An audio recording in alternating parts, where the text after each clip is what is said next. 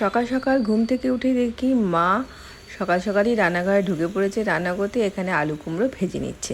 একদিকে এই গরমের মধ্যে সকাল সকাল রান্না সেরে ফেলা খুব ভালো, কিন্তু ঠান্ডায় ঠান্ডায় আর তবুও রান্না করতে করতে সেই বেলা গড়িয়ে যায়, গরম লাগে, খুব একটা বিরক্তিকর ব্যাপার। তো মার এদিকে হয়ে গেল আলু কুমড়ো ভাজা। আর আজকে আমি মাকে বানিয়ে দেবো, মানে মা বাবা সবার জন্যই বানাবো আজকে মায়ের পছন্দের হালকা পাতলা পাবদা মাছের ঝোল, কালো জিরে কাঁচা লঙ্কা দিই। তো এখানে দেখো মাছটাকে নুন হলুদ মাখিয়ে আমি ভেজে তুলে নিলাম। আর পাবদা মাছ ভাজা কিন্তু আমার কাছে ভীষণ ট্রিকি লাগে, কারণ কি লম্বা মাছ খালি বেঁকে যায়, খুব অসুবিধা। তো এখানে মাছ ভাজা তেলের মধ্যে সর্ষের তেল একটুখানি দিয়ে এখানে কালো জিরে কাঁচা লঙ্কা দিয়ে আলুটাকে প্রথমে হালকা একটু ভেজে নিয়ে অল্প পেঁয়াজ আর টমেটো দিয়ে এবার এখানে ভালো করে ধুয়ে আর কেটে রাখা পটলগুলো দিয়ে দিলাম। এই গরমের মধ্যে পটলই ভালো লাগে, তোমরা চাইলে বেগুনও দিতে পারো, কিন্তু এই গরমে যেহেতু পটলটা ভালো পাওয়া যায় তাই মা বললো পটল দিয়ে করতে।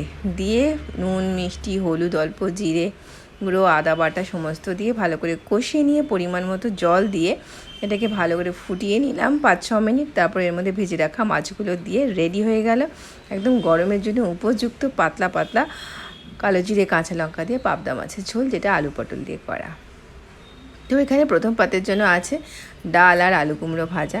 আমি যেহেতু খুব একটা ডাল খেতে ভালোবাসি না, ওই জন্য আমি শুধু আলু কুমড়ো ভাজা দিয়ে খাচ্ছি, যেটা খুবই ভালো হয়েছে খেতে। আর তারপর আছে নিজেরই হাতে বানানো মা বাবার জন্য যেটা করেছি স্পেশালি মায়ের রিকোয়েস্টে, পাবদা মাছের ঝোল। মা আর বাবা তো খুবই ভালো খেয়েছে, আর আমি নিজেও খুব ভালো খেয়েছি। আর অবশ্যই আমার তো এখানে আমি গন্ধ লেবু একটু মেশাবোই, আমার ফেভারিট এটা।